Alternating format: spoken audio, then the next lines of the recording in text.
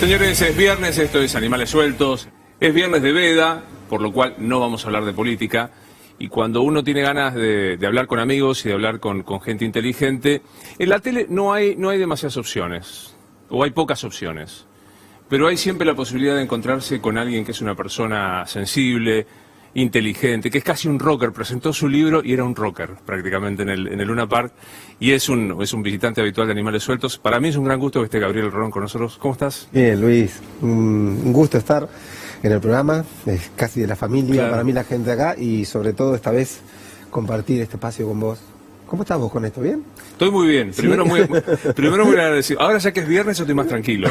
El lunes estaba en un poco más inquieto. Grado de infarto, el martes arritmia, pero bien. Y le pedí permiso, Ale, para invitarte, pues siempre que estás, los veo. Y te decía, bueno, por las dudas, si alguien no lo ha visto, este es su último trabajo, el de Gabriel Rolón, que de verdad es un bestseller con solo haberlo pensado, que lo presentó en Luna Park precisamente con Ale Fantino.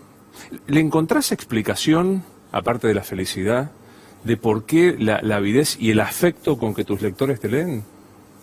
Ya, me lo pregunté en algunas ocasiones, porque vos marcás justamente algo interesante, que es el afecto.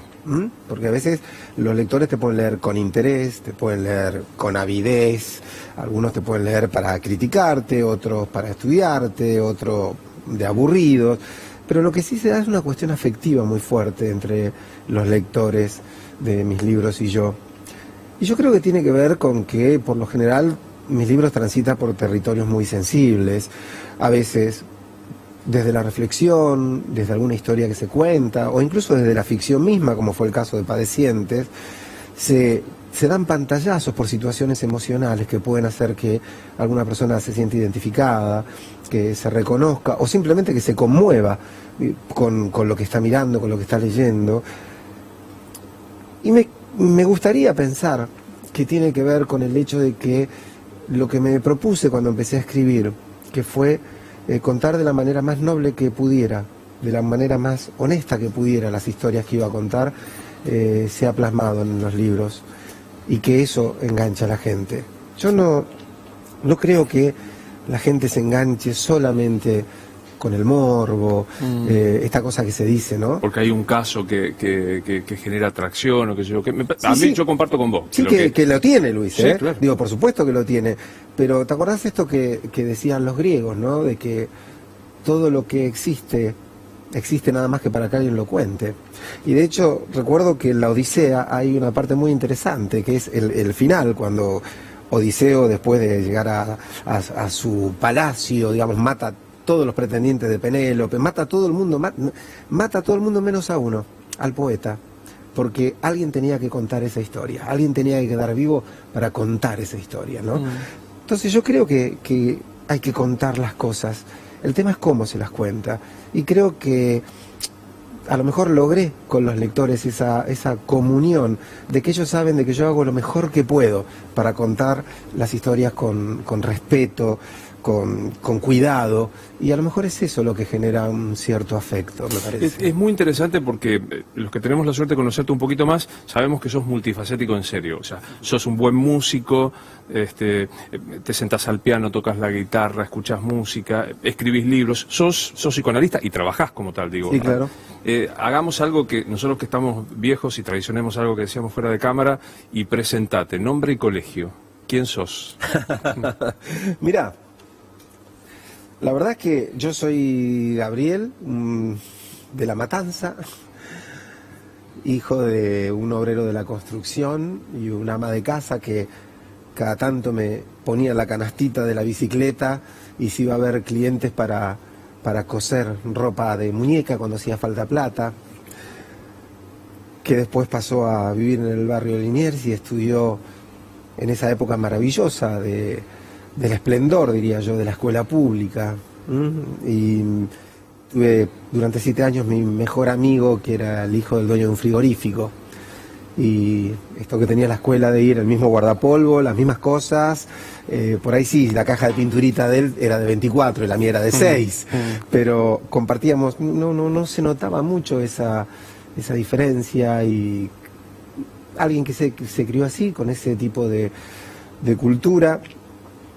Me levantaba y mi viejo ya no estaba porque había ido a trabajar desde las 6 de la mañana. ¿Qué hacía tu viejo? Albañil. Mi papá era albañil, entonces se levantaba muy temprano, viste que la obra empieza a las 7, sí. Entonces te tenés que levantar a las 5 para 6 menos cuarto, estar yéndote para llegar a tiempo.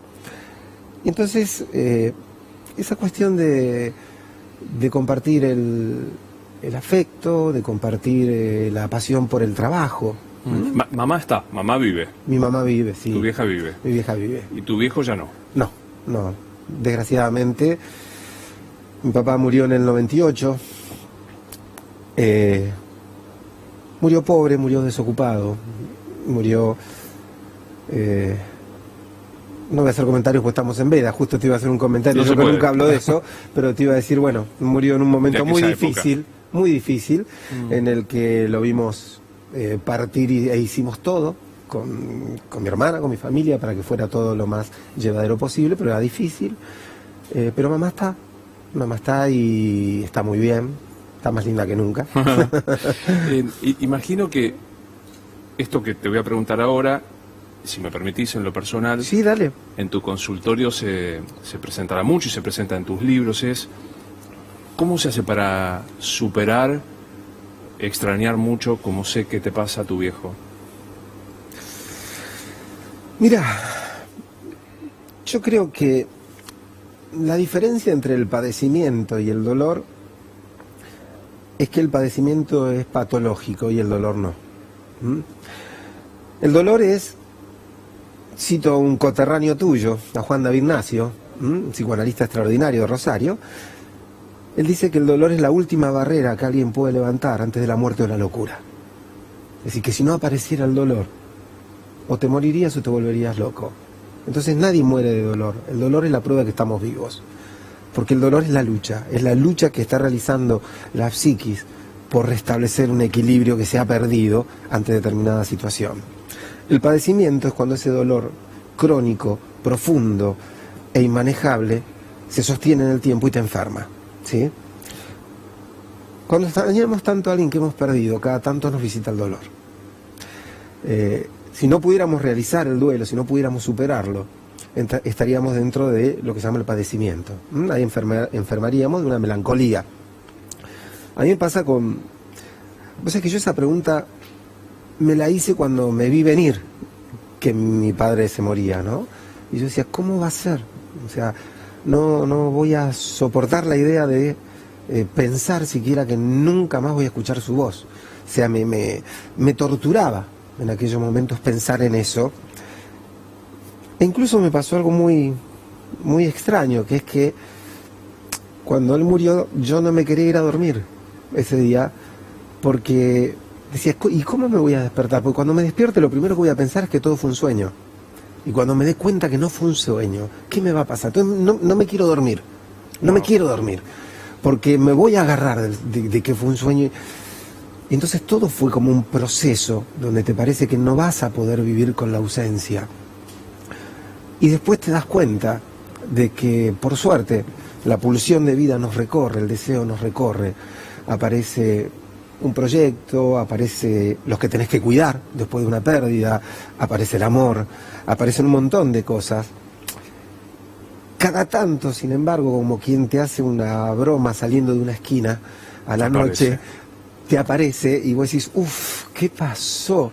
Pero yo aprendí, incluso te digo, a permitir que esos momentos me aborden sin oponer resistencia. Pues ¿sabés qué pensaba? Digo, por ahí nos está viendo mucha gente que está atravesando un dolor y que siente que no está bueno estar en esa situación. Y sin embargo, es casi como un aliciente saber que está duelando, está doliendo, le está doliendo, como un modo humano de resistirse a la pérdida, pero que de ese dolor, no sé si es la palabra se sale, pero de ahí se inicia. Mirá, de esa situación de desamparo que aparece, se sale, ¿sí? Porque el dolor siempre es producto de la pérdida de un amor. Ya sea el dolor físico, que es algo que tiene que ver con la pérdida de una cierta cuestión de nuestro propio cuerpo, ¿sí? con el que seguramente tenemos una ligazón libidinal, decimos los analistas, digamos, de afecto, de amor. O sea, imagínate, le tienen que cortar un pie. Bueno, ¿cómo no? Sí, claro, esa pérdida de su propio cuerpo, desde ahí hasta la pérdida, digamos, de una pareja, pasando por muertes. El dolor siempre es la pérdida de algo que se ha amado. Entonces, me parece que hay que saber que el dolor es una manifestación a veces saludable. Yo cuando veo que alguien ha perdido algo importante y se comporta como si no le doliera nada, me preocupo, porque digo, ¿por dónde va a estallar? Algún escape va a haber, Sí, algún escape... Sí, ¿por dónde va a estallar esta persona? Digamos, ¿qué va a hacer? Ahora, vos decías de la pérdida de un amor. Frase romántica casi de Becker, me pongo antiguo. ¿Se muere por desamor? Si uno no está muy enfermo de la psiquis, no. De desamor no muere nadie. Digo si uno no está muy enfermo porque hay personas, y lo sabemos, que si bueno, lo deja a alguien y se pegan un tiro, se suicidan por amor, ¿sí? Como las aventuras del joven Werther, ¿no?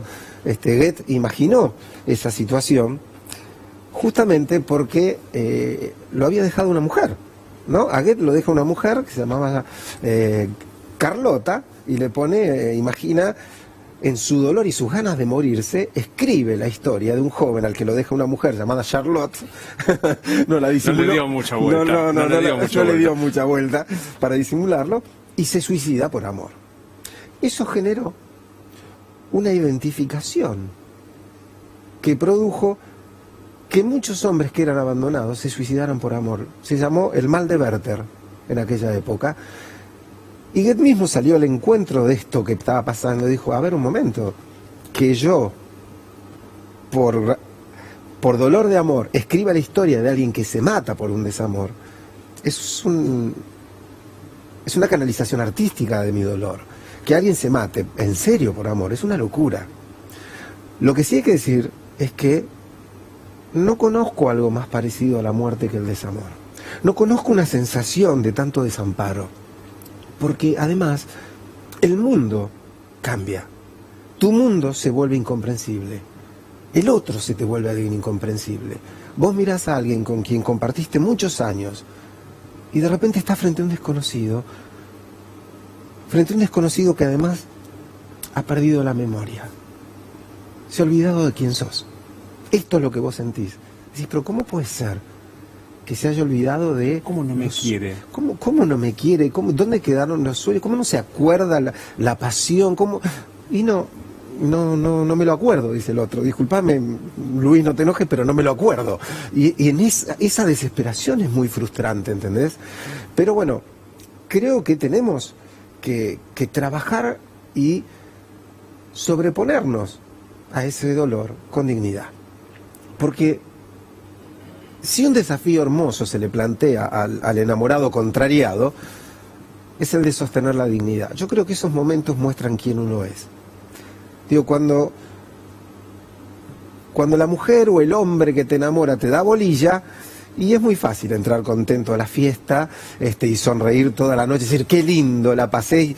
Ahora, cuando eso ya no está, es más difícil sostenerse erguido, ir a la misma fiesta con una actitud digna, resistir la tentación de la súplica, ¿sí? Porque eso que también forma parte de un atributo muy galante, ¿no?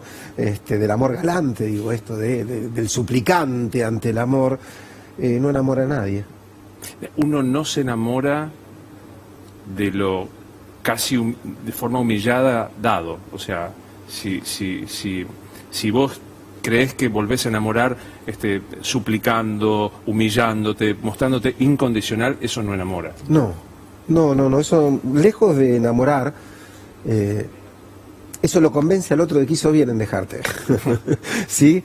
En cambio, la otra postura, la de la dignidad, por ahí logra algo, y no es que haya que tenerlo para lograrlo, pero te repito, como eso te muestra en tu integridad, porque viste que hay un dicho, dice, si querés conocer a alguien, dale poder.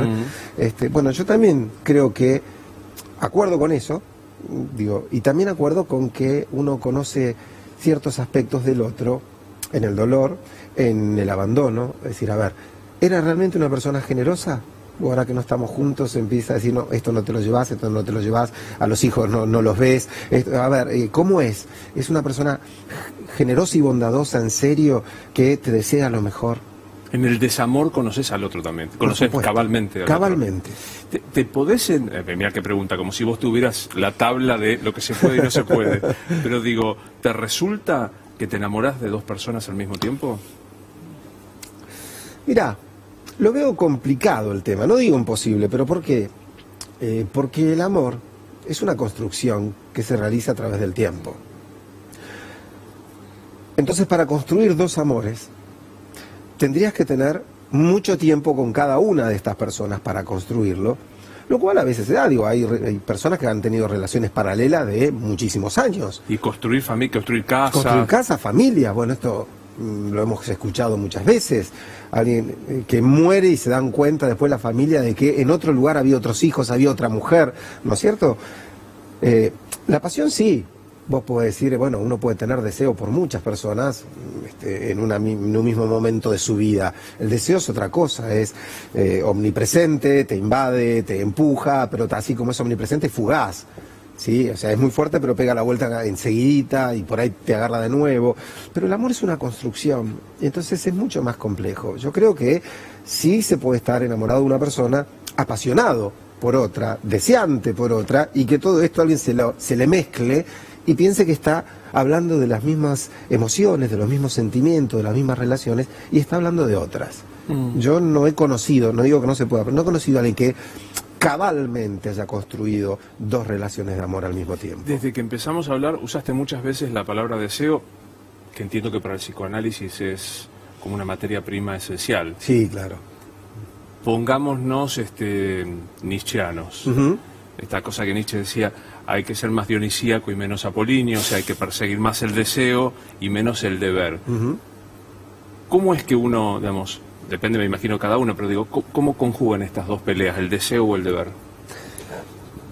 Mira, a mí me parece que hay que tratar de manejarse con una cierta armonía, ¿no? Te pongo otra metáfora.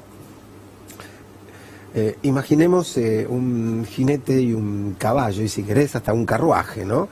Donde digamos, bueno, el carruaje es el cuerpo, el jinete es la razón y el caballo es la pasión y la emoción, ¿sí?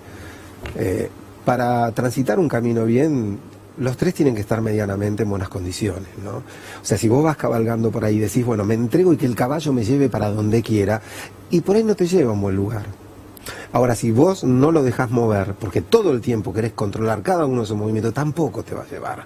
Entonces creo yo que es maravilloso ser una persona apasionada, sabiendo que si vos sos apasionado, te tenés que preparar para sufrir un poco, porque la doble vertiente de la misma palabra pasión, que por un lado refiere a la cima, digamos, del erotismo, y por otro lado tiene que ver con el padecimiento, la pasión de Cristo. Cuando uno habla de la pasión de Cristo, habla del padecimiento del Cristo. Entonces, la pasión, en su misma palabra, muestra, como Mercedita, la del guardarropa, diría Serrat, la vida y la muerte bordadas en la boca. La pasión nos desnuda en esa realidad de tener la vida y la muerte al mismo tiempo. Por eso se juega con esa intensidad, por eso el orgasmo duele. Cuando es un orgasmo fuerte, duele en el cuerpo, porque el orgasmo duele. Cuando no es como decir una paciente mía, fue un orgasmito, decía una paciente mía. Sí, bien, un orgasmito, pero no de esos que duelen, me decía, ¿no? Es decir, ese punto límite del deseo, donde está casi al borde de irse aún más allá. Y el más allá del placer no es más placer, es dolor. Entonces, yo creo que hay que la razón, que lo apolíneo, como vos decís, tiene que estar presente, porque si fuéramos totalmente dionisíacos, bueno, para no repetir la palabra, me mando una traslación romana, terminaríamos en bacanales todo el tiempo, ¿no? Es decir, y tampoco es la intención, el desenfreno. Nada de lo desenfrenado termina bien. Nada de lo desenfrenado termina bien. Claro. Y no sé, digamos, uno tiene perdón, casi digo uno tiene, puede tenerse la idea de que lo desenfrenado lo puedo manejar, que mi costado apolíneo racional puede en algún momento. ¿Se puede o no? Mirá, algunos podrán más que otros. Yo, de todos modos, no me jugaría jamás a decir yo esto lo puedo manejar, ¿no? Porque se parece al que dice yo dejo fumar cuando quiero, yo dejo de tomar cuando quiero, yo dejo de hacer esto cuando quiero. El que dice eso no se analizó nunca. Porque si algo viene a demostrar el psicoanálisis, es que no importa lo que vos quieras, hay un inconsciente que te va a condicionar y va a hacer que ciertas cosas, aunque vos te las propongas, no las puedas realizar. Entonces hay que ser cuidadoso con esto. Por algo, en la cima del oráculo de Delfos se leía 2 frases: conócete a ti mismo y después nada en demasía. Si una vez que te conociste, no te vayas demasiado para ningún lado. Claro. ¿Sí? Pero, sí, nunca se ha psicoanalizado. Lo sé porque por obvias razones, pero digo, ¿aconsejarías que todos se psicoanalizaran? No. Psicoanálisis no es como la escuela secundaria, digamos, que es que todos tienen que ir y el que no va es una pena y es una injusticia. El análisis es un territorio muy particular al que llegan algunas personas que tienen una pregunta, que tienen una angustia que no pueden manejar solos, que se hacen cargo de que algo tienen que ver con esa angustia que pasan, que tienen una teoría acerca de por qué les pasa lo que les pasa, aunque esté equivocada, tienen una hipótesis, y que ya solo no pueden. Esas son las condiciones para que alguien esté en análisis. Angustia, no poder solo. Angustia, no poder solo, involucrarse en esa angustia, es decir, saber que uno tiene algo que ver con esa angustia, y tener una hipótesis del por qué, ¿sí? Porque imagínate, si vos tenés esas condiciones, pero por ejemplo no te involucrás, pues si no, lo que pasa es que mi madre me hace esto, y mi esposo me hace esto, y mi hijo me hace esto, y siempre están los demás. ¿Qué es lo que hace un analista justamente? Preguntar, ¿y usted qué tiene que ver en esto de lo que se queja?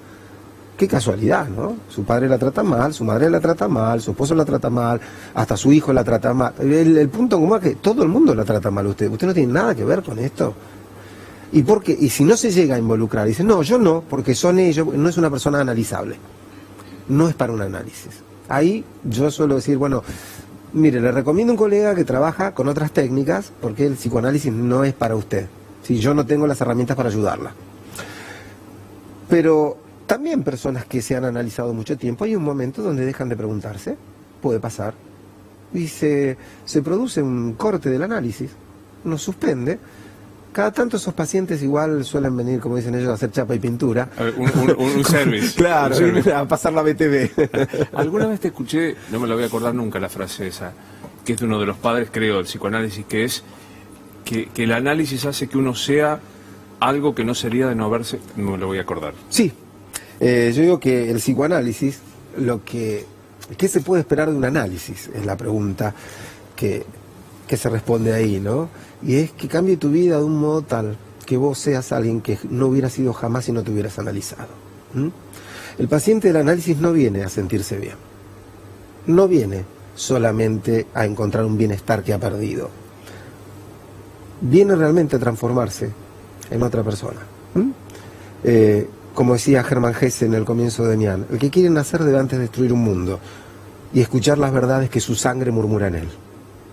No buscarlo afuera, en las estrellas, en los libros. Hay una verdad que murmura en la sangre, dice Hesse. A esa metáfora la tomo y la traslado a que ese es el deseo inconsciente. Esa es la verdad que recorre nuestra sangre. Y claro que tenemos que destruir un mundo. Por eso es muy posible que la persona que se analiza modifique todo su entorno y toda su realidad después del análisis, ¿no? Trata de ser más gráfico con eso de destruir tu mundo para que esta nueva sangre aflore. Bueno, por ejemplo, es un clásico que digan, bueno, lo que los analistas somos divorcistas o separatistas. Pues ya empezó análisis, seguro que se separa. Bueno, ¿por qué eso? Porque es muy probable que alguien destruya ese mundo que tenía armado. Si es que el conflicto está en la pareja, a veces por el contrario, alguien viene y como analista decimos, menos mal que está en pareja, menos mal que está con este hombre o con esta mujer que lo contiene, que lo ayuda, que lo escucha, ¿no? Hay veces que, por el contrario, uno ve que eso ha sido muy sano, pero a lo mejor la relación que se afecta es la relación con los padres, suponete. Cuando vos le dices a alguien que se queja y dice, yo estoy cansado de ir todos los domingos porque mi mamá, si no me... ¿Por qué va? No vaya. Si no tiene ganas, ¿no? Entonces empieza esto de, desde que vas al psicólogo está más loco que antes, dice el que lo mira de afuera. Y le empieza a echar la culpa al psicólogo de todo lo que hace esta persona, ¿no? A vos te está llenando la cabeza ese psicólogo. ¿Por qué? Porque claro que van a cambiar cosas. Porque el paciente va a descubrir algo en él que no sabía que existía. Cuando empiece a escuchar su inconsciente, se va a dar cuenta de que lo que él creía, que quería para él, no era verdad. El psicoanálisis viene de algún modo a cuestionar al sujeto cartesiano. El pienso, luego existo del sujeto cartesiano cae en el psicoanálisis, porque el psicoanálisis dice, no, yo soy allí donde no pienso. En ese lapsus, quise decir una cosa y dije otra. Lo dije sin pensar. Justamente donde no pienso fluye algo que me constituye y que hace que yo sea quien en verdad soy. Qué vértigo. Digamos, salirte del pienso, luego existo, al pienso, luego hago, reacciono sin pensar. Qué vértigo. Sí, claro. Bueno, pero la vida del analizante, del paciente de psicoanálisis, es una vida vertiginosa. Vertiginosa, ¿sí? Yo tengo un paciente que me decía el otro día, después de que él me presentó, habló durante 3 o 4 minutos de una cosa, me dijo, ¿vos cómo lo ves?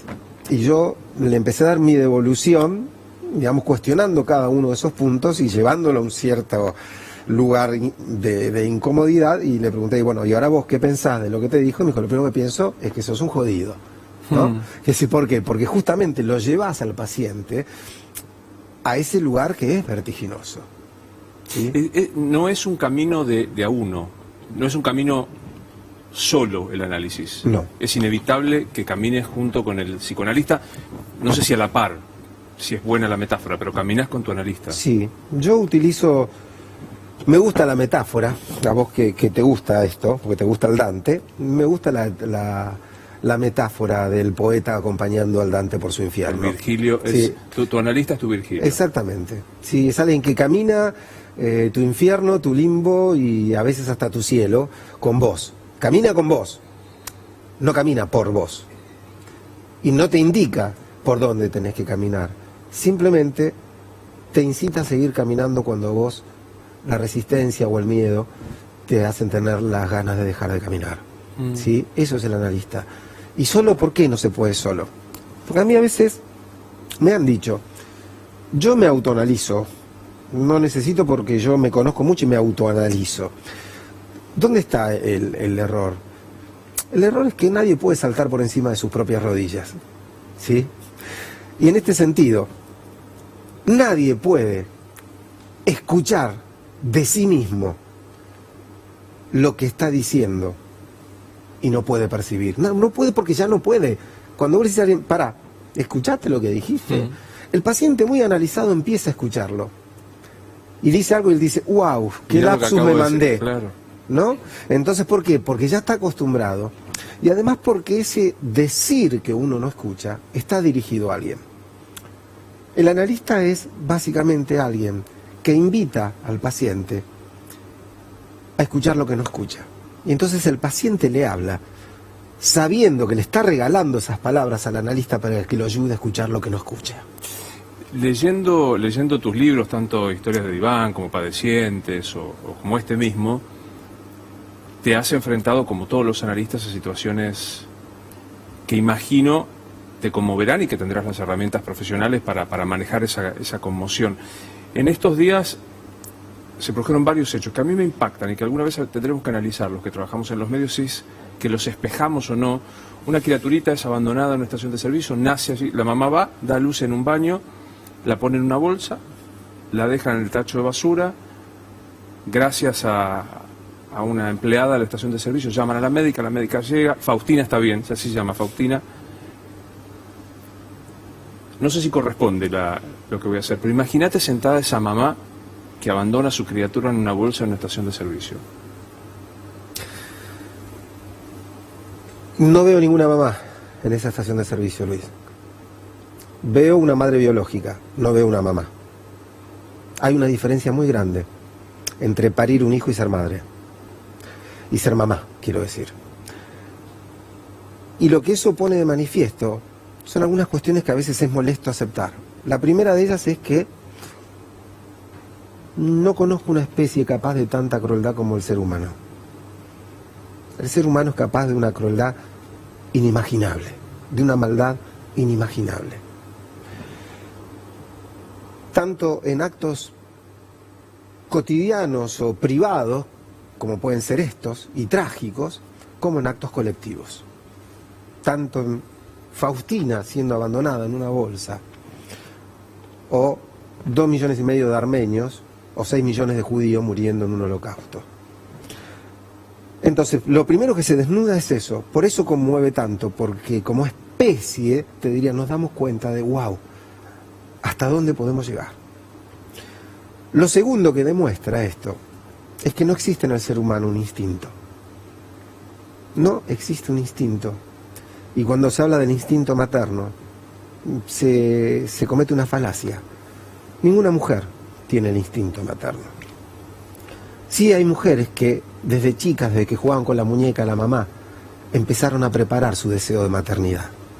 Entonces tienen 15 años y yo sé que voy a querer tener hijos, tienen 20 y lo sostienen, a los 24 lo tienen y a los 34 tienen 4 hijos, suponete, si yo tengo este instinto de... No es instinto, no viene dado por la naturaleza. Es muy potente lo que estás diciendo. No hay instinto de maternidad. No hay existe. una pauta cultural que vas a adquirir, no sé cómo decirlo, cómo definirlo, una conducta repetida, querida con amor, pero que se incorpora, no es que viene de adentro hacia afuera. Exactamente, se incorpora, se aprende, se hace propia y después no es un instinto el tener un hijo, es el deseo de tener un hijo.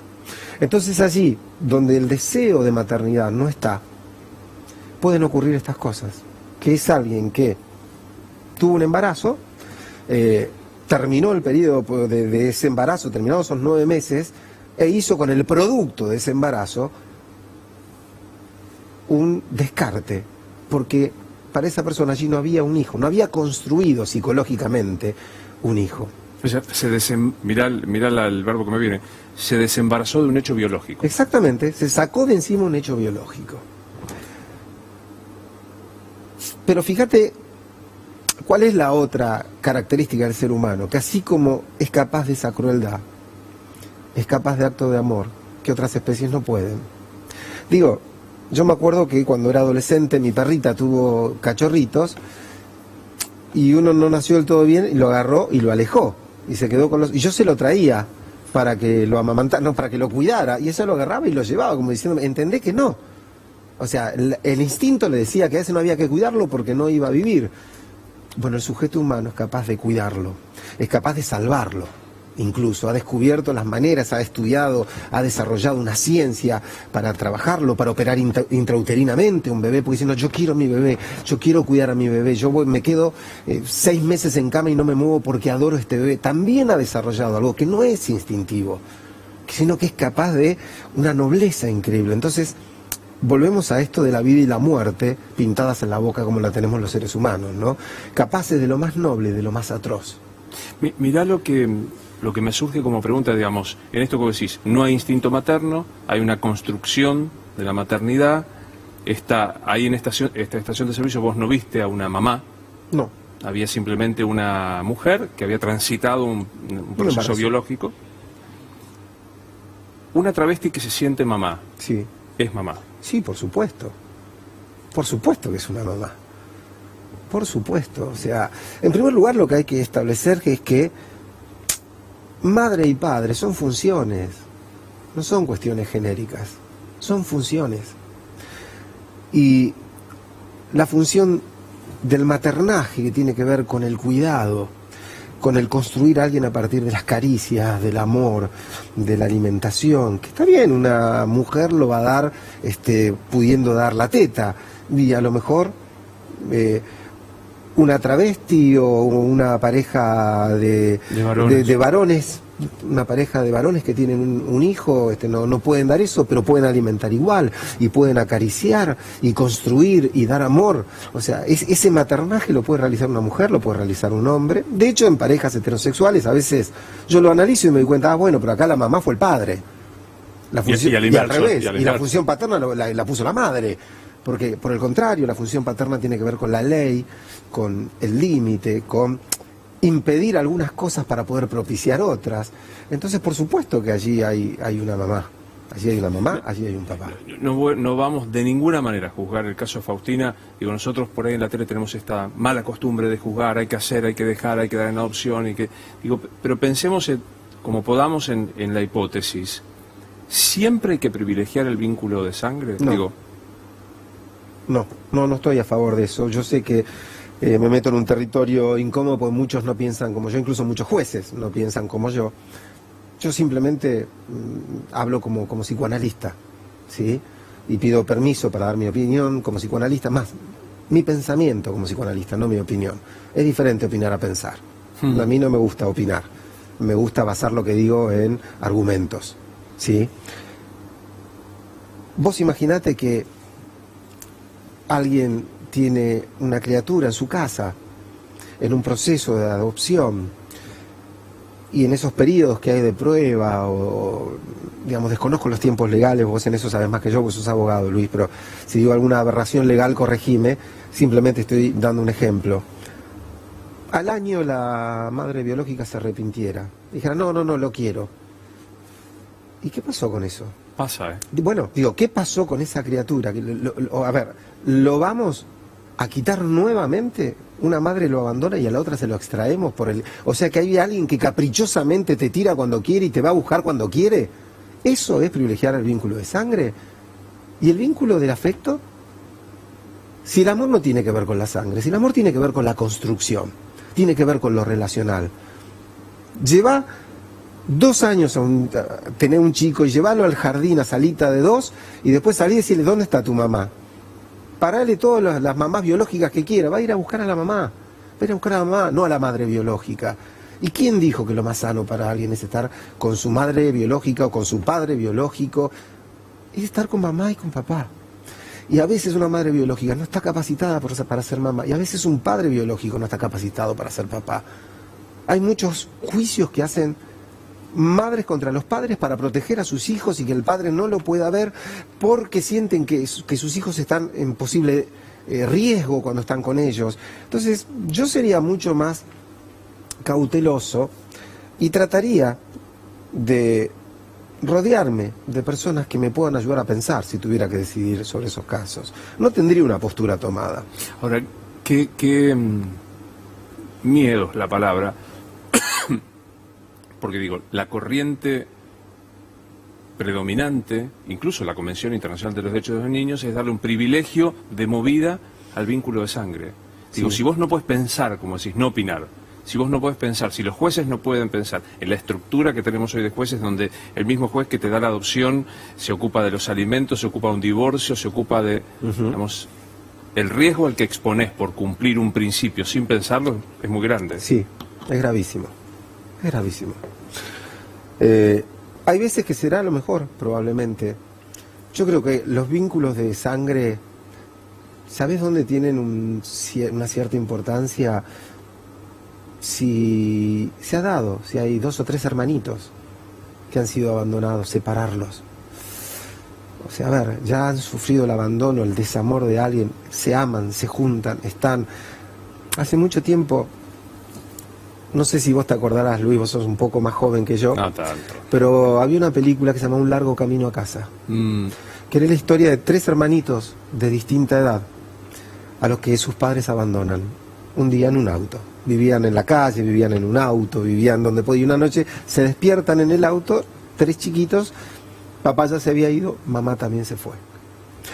Entonces, el más grande de ellos, que sería un chico de 9 años, 10 años, ponerle como si te dijera 9, 7 y 4, se empieza a hacer cargo de ellos.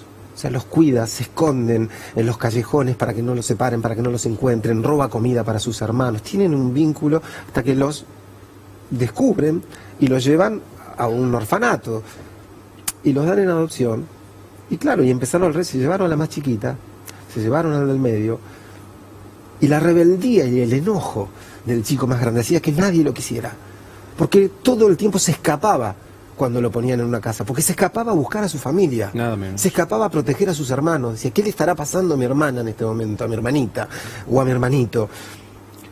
Y es toda la lucha que ese chico realiza, hasta que cuando logra la mayoría de edad, la jueza le dice, bueno, ahora sí me podés preguntar dónde están tus hermanos, pero para poder decírtelo, tengo que tener la autorización de los padres de tu hermano, o de tus hermanos, porque hay uno de ellos que ya es mayor. Bueno, es una película conmovedora, porque vos te das cuenta, por eso era un largo camino a casa, porque el hogar no es la propiedad. El hogar es otra cosa. Adán escribió, dice Borges, sobre el epitafio, un epitafio sobre la tumba de Eva, que decía, el paraíso estaba donde ella estaba. Así que si me echaron de acá porque ella se fue a otro lado, échame tranquilo, porque si ella está en el infierno, el paraíso es el infierno, olvídate, porque cualquier paraíso sin ella se me vuelve un infierno. Yo creo que el hogar está allí donde está, lo que queremos y los que nos quieren. Entonces, me parece a mí que cuando hablamos de ese nivel de amor, ¿vos qué querés? Que a un chico que hace 5 o 6 años, que está viviendo en una casa con alguien que lo cuida, que lo ama, que lo baña, que lo educa, que lo protege, yo se lo saque porque se le ocurrió a una mamá o un papá 5 o 6 años después aparecer? ¿Qué es lo que se está privilegiando ahí? ¿La biología? Bueno, tengo malas noticias. El ser humano no es solamente un ser biológico. Yo creo que todo... La cultura le encantaría que el ser humano fuera solo biológico. Luego, por eso están todos tan enamorados de las neurociencias, que están muy bien, que están muy bien. Digo, pero todos se enamoran fácilmente porque parece ser que le da un sustrato biológico a todo y ya podemos... No, lo Explica siento, rapidito. no es así, no es así. No importa que el cerebro funcione de tal o cual... O sí importa mucho, pero quiero decir, independientemente de la función que tenga el hemisferio izquierdo, el hemisferio derecho, la amígdala y todo lo que vos quieras, y que esas funciones se cumplan en todos los sujetos, no es lo mismo la psiquis de un chico que a los 4 años fue abusado a la psiquis de un chico que a los 4 años estaba siendo mimado, claro, aunque los hemisferios funcionan del mismo modo. Vamos a hablar, nos queda un ratito, de uno de mis temas favoritos, que es la felicidad. Ajá.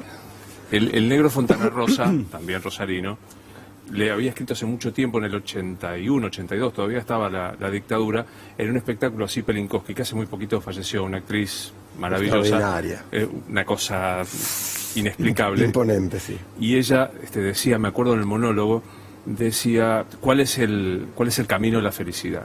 El negro Fontana Rosa le hacía decir, vino Moisés y dijo, es por acá. Vino Cristo y dijo, es por acá.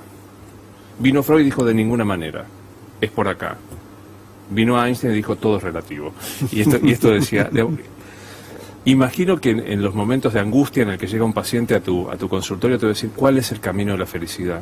¿Y qué le decís? En primer lugar, cuando un paciente viene muy angustiado, más que pensar en la felicidad, piensa en cómo suprimir la angustia, ¿sí? O el dolor, porque no es lo mismo la angustia que el dolor, ¿sí? Digo, la angustia es el temor a que algo ocurra. El dolor es la reacción cuando eso ya ocurrió. Me duele. ¿Sí? Vos estás angustiado ante la posibilidad, vos decís, mira, debería haber llegado y no llegó, tengo miedo de que le haya pasado algo, te angustias. Si te llegan a decir, mira, le pasó algo, ahí desapareció la angustia, aparece el dolor, ¿sí? Entonces, el paciente viene angustiado sin saber muy bien lo que le pasa. El camino del análisis es tratar de que encuentre palabras para nombrar esa angustia, para acotar esa angustia y transformarla solamente en dolor. Después iremos trabajando con eso y aliviando hasta que aparezca algo que tenga que ver con el deseo.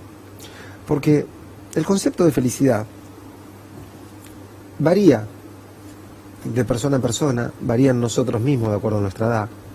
No es lo mismo lo que nos hacía felices a los 6 que lo que nos hace felices a los 30, que lo que nos hace felices a los 50. Y seguramente vos vas a encontrar, si mirás hacia atrás, que yo te dijera cuál fue el momento más feliz de tu vida, probablemente recuerdes algo que si lo repitieras hoy no te haría tan feliz, pero en aquel momento sí. Porque, como decía el amigo Heráclito, nadie se baña 2 veces en un mismo río, así que vamos cambiando. Y yo no sé, de todos modos, si pondría en la cúspide de los valores la felicidad. Yo pondría en la cúspide de los valores, por lo menos de los míos, el coraje. Soy un poco borgiano en eso, vos sabés que a Borges lo obsesionaba el tema. Digo, de hecho, me acuerdo de la milonga de Albornoz que dice: Alejo Albornoz murió como si no le importara. Y ahí te deja ya traslucir, mirá de qué hombre te estoy hablando, ¿no? O dice, si hay algo de lo que no se arrepiente nunca nadie es de haber sido valiente. O pienso en Bioy, que trabajaba mucho con Borges, claro, en el sueño de los héroes, donde su personaje Gauna es capaz de llegar a morir, nada más que para saber si era o no era valiente. Entonces, a mí me parece que la valentía y la dignidad son los valores más importantes. Y a veces, si uno es valiente y digno, es un poco infeliz. ¿Sí? Digo infeliz en el sentido de no tener felicidad. Claro. ¿Sí? Porque tiene costo. Tiene costo, claro que tiene un costo. La felicidad también, y está muy bien, digo, ser feliz, pero no desesperarse para ser feliz. Porque si uno se desespera en conseguir la felicidad a cualquier costo, es probable que llegue allí donde no quiera y que piense que es feliz donde no lo está haciendo.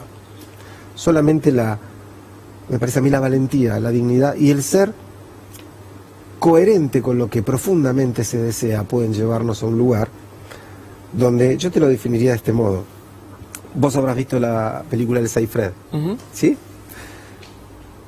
Donde... ¿Tengo 2 minutos? Sí, claro. Que cuenta la historia de una viejita que se enamora de un viejito. La China Zorrilla y este actor español que, perdón, sí, no me acuerdo. Sí, y el papel de China se enamora de un hombre que está en pleno duelo, angustiado, porque, bueno, ha muerto hace unos años su mujer, todo el tiempo mirando la foto de la finada, sin sueños, y ella se enamora y se propone conquistarlo a cualquier costo, ¿sí? Y va, y tanto va, que termina enamorándolo. Y este hombre que ni siquiera podía decirle a otra mujer que la quería, no podía, se sentía como traidor si hacía eso, tanto que en un momento están cocinando, y él le dice: vamos a hacer las compras, fíjate que en la pizarra está la lista. Y cuando mira la pizarra dice: te quiero. Lo que él no podía decir, pero lo escribió. Y empezó a ser feliz, tanto que, como buen enamorado, decidió cumplirle un sueño. ¿Dónde está el enamorado? Si no es en el esfuerzo por cumplir los sueños de quien se ama. Y ella había soñado siempre ser la protagonista de La Dolce Vita, película como que vos Anita viste, Ekberg, que veo eternamente, y esa maravillosa llegada de Anita Ekberg a la fuente con un Mastroianni desde que le va a buscar hasta leche al gatito. Bueno, exactamente esa escena se repite en la película. Sí. O sea, ella está con un gatito en la fontana de Trevi y él fue a buscar leche y en un momento ella entra y cumple su sueño. Pero está viejita, hace frío, el invierno en Europa es muy crudo y se mete y se moja. Y en un momento lo mira y le dice: vení vos también. Y él la mira, más viejito que ella todavía, le dice: pero nos vamos a enfermar. Y ella le pregunta: ¿y qué pasa? ¿Qué importa? ¿Te molestaría mucho morirte aquí conmigo en este momento? Yo creo que eso es la felicidad, Luis. Me acuerdo que Sábato decía que la eternidad no es que algo dure para siempre. La eternidad es la conjunción de un momento tal donde está todo lo que fuiste, lo que sos y lo que te gustaría ser. En ese sentido, yo creo que la felicidad es se da en cualquier situación, en los brazos de la mujer o el hombre que amás, de tus padres, de tus hijos, haciendo algo, no sé. Pero si a alguien yo le tuviera que dejar un regalo, como deseo es ese, ojalá le llegue algún momento donde esté en unos brazos y se diga: la verdad, si me muero ahora no me importa mucho. Yo creo que eso es la felicidad. Hay que perseguir esa fontana de Trevi. Es que todos tenemos inconscientemente una fontana de Trevi. El trabajo del análisis es decir, bueno, a ver cuál es la fontana de Trevi de cada uno de nosotros. La verdad que ha sido un gran placer charlar todo este rato, que se repita, y nada, es un placer enorme conocerte, de verdad, Gabriel. Muy bueno, amable. Sabés que te quiero mucho. Es recíproco. Te respeto mucho y es para mí también un placer. Bueno, Triple Salto Mortal. El sábado 21 de noviembre los esperamos en la gran feria de capacitación de Sodimac.